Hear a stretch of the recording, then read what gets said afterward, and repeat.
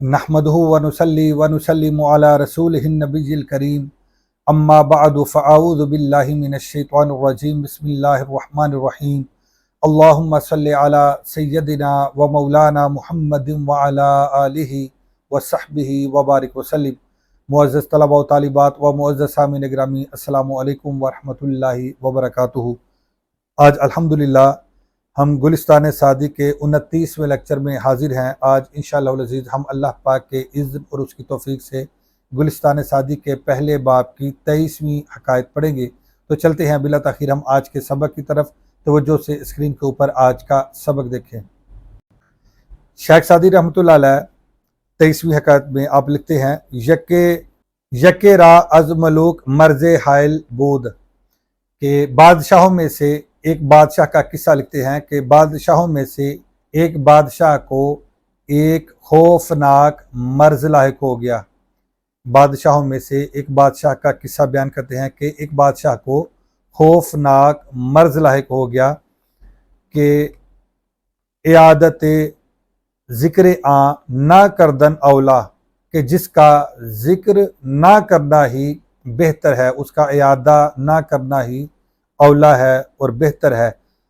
آپ لکھتے ہیں کہ طائفہ از حکمائے یونان متفق شدند، کہ یونانی حکیموں کا ایک گروہ اس بات پر متفق ہو گیا، کس بات پر؟ کہ مرئی درد را دوائے نیست، کہ اس مرض کی کوئی دوا نہیں۔ یونانی حکیموں کا گروہ اس بات پر متفق ہو گیا کہ بادشاہ کو یہ جو مرض لاحق ہوا ہے اس کا کوئی علاج نہیں، اس کی کوئی دوا نہیں ہے،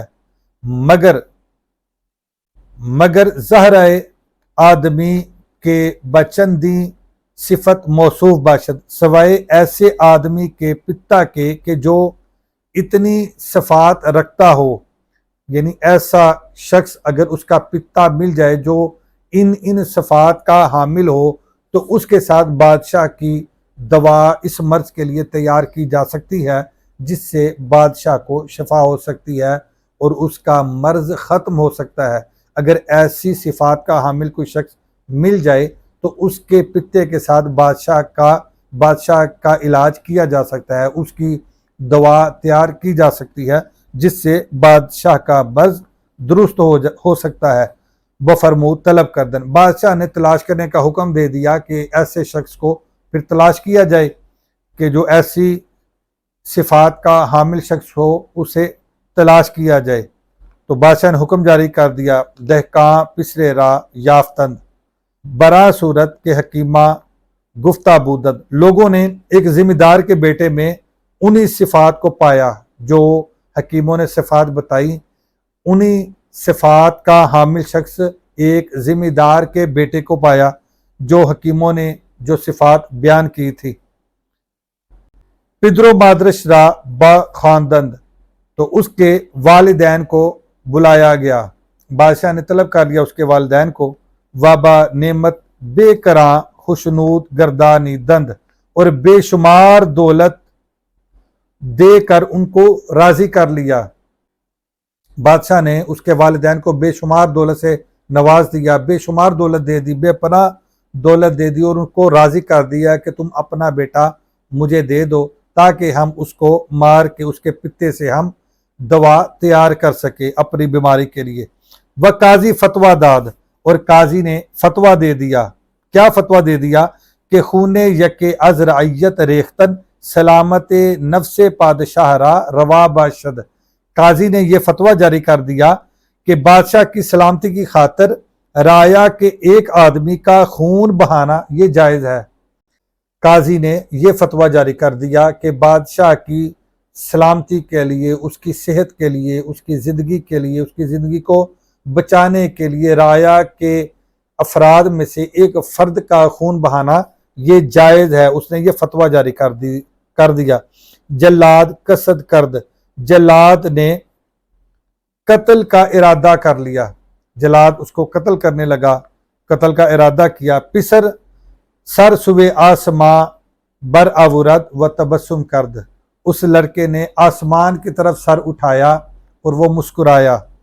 ملک پرسید کہ دری حالت چے جائے خندیدن است، بادشاہ نے پوچھا کیا یہ ہنسنے کا موقع ہے کہ تمہاری جان جا رہی ہے، تمہارا سر قلم ہونے لگا ہے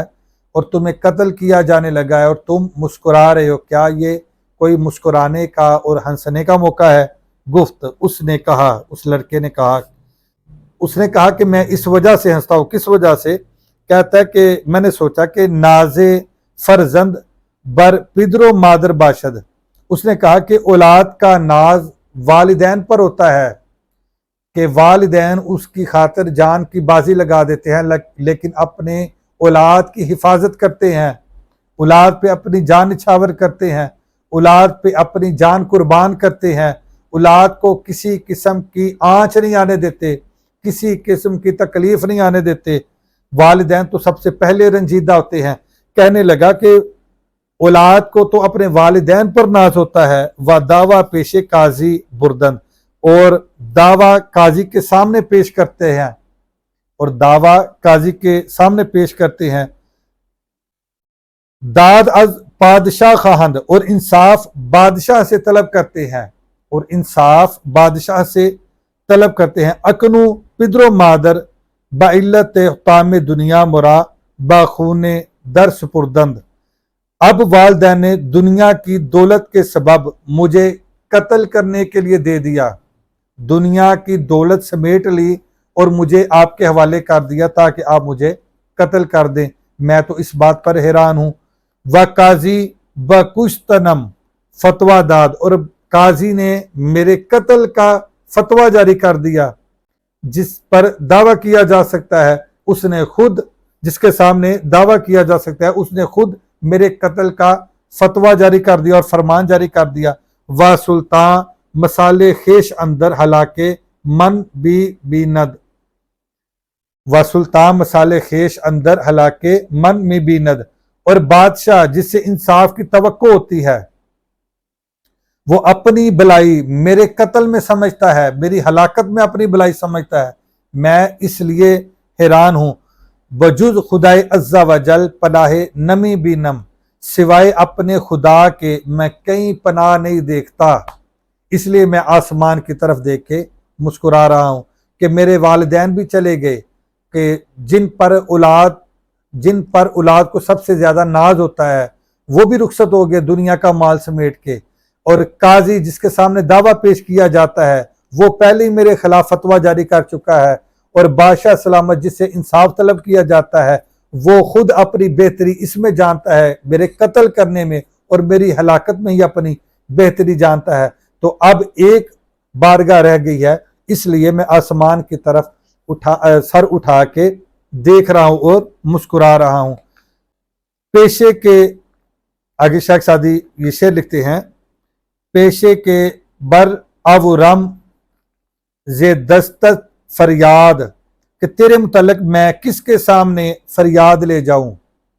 تیرے متعلق میں کس کے سامنے فریاد لے جاؤں، یعنی تیرے سامنے ہی، تیرے پاس ہی لوگ فریاد لے کے آتے ہیں، اب تیرے متعلق میں کس کے سامنے فریاد لے جاؤں۔ ہم پیشے تو از دست تو می خواہم داد، میں تیرے متعلق تجھ سے ہی انصاف چاہتا ہوں، میں تیرے متعلق تجھ سے ہی انصاف چاہتا ہوں۔ سلطان را دل عزیز سخن بہم برآمد، و آب در دیدہ بے گردانید، یہ بات سن کر بادشاہ کا دل بھر آیا اور اس کی آنکھوں میں آنسو آ گئے، بادشاہ کا دل بھر آیا اور اس کی آنکھوں میں آنسو آ گئے۔ وہ گفت، اور اس نے کہا، ہلاک من اولا تر کے خونے چنی طفل ریختن بے گناہ، اس نے کہا کہ ایسے بے گناہ اور بے قصور لڑکے کے خون بہانے سے میرا مر جانا ہی بہتر ہے۔ بادشاہ کو اس پر ترس آ گیا اور بادشاہ رنجیدہ ہوا، پریشان ہوا اور اس کی آنکھوں میں آنسو آ گئے، اس کا دل بھر آیا اور اس نے کہا کہ ایسے بے گناہ لڑکے کو قتل کرنے سے میرا ہلاک ہو جانا ہی اور میرا مر جانا ہی بہتر ہے۔ سرو چشمش ببوسید و در کنار گرفت، بادشاہ نے اس کے سر اور آنکھوں کا بوسہ لیا اور اس سے بغل گیر ہو گیا وہ آزاد کرد اور اسے چھوڑ دیا۔ و نعمت بے اندازہ بخشید، اور اس کو بے پناہ دولت سے نواز دیا، بے پناہ اس کو دولت دے دی۔ گوین ہم درا ہفتہ صحت یافت لوگ بیان کرتے ہیں کہ اللہ تعالیٰ کی ایسی کرم نوازی ہوئی اور اللہ تعالیٰ کی ایسی اس پر رحمت برسی اور اللہ اس کے اس عمل سے اس قدر خوش ہوا، لوگ بیان کرتے ہیں کہ وہ بادشاہ اسی ہفتے صحت یاب ہو گیا اور اس کا وہ مرض جاتا رہا۔ آگے شیخ سعدی لکھتے ہیں، ہم چنا در فکر آ بیتم کے گفت، میں اسی طرح اس شعر میں لگا ہوا ہوں، فیل بان نے بر لبے دریائے نیل، جو ایک فیل بان نے دریائے نیل کے کنارے پر کہا تھا، کیا کہا تھا کہ زیر پایت گر بدانی حال مور، ہم چو حال تست زیر پائے پیل۔ لکھتا ہے کہ اگر تو اپنے پاؤں تلے چیونٹی کا حال جاننا چاہتا ہے کہ تیرے پاؤں تلے چیونٹی کی حالت کیسی ہوتی ہے، اگر تو اس کا حال جاننا چاہتا ہے تو وہ ایسا ہے جیسا تیرا حال ہاتھی کے پاؤں تلے، اس چیونٹی کا حال تیرے پاؤں تلے ایسا ہی ہے کہ جیسے تیرا حال ہاتھی کے پاؤں تلے، ہاتھی کے پاؤں کے نیچے جو تیرا حال ہے وہی اس چیونٹی کا حال تیرے پاؤں کے نیچے ہے۔ تو امید ہے کہ آج کی حکایت بھی آپ نے اچھے طریقے سے سماعت کی ہوگی، پسند کی ہوگی۔ آج کے لیے اتنا ہی کافی ہے۔ اللہ حافظ۔ السلام علیکم ورحمۃ اللہ وبرکاتہ۔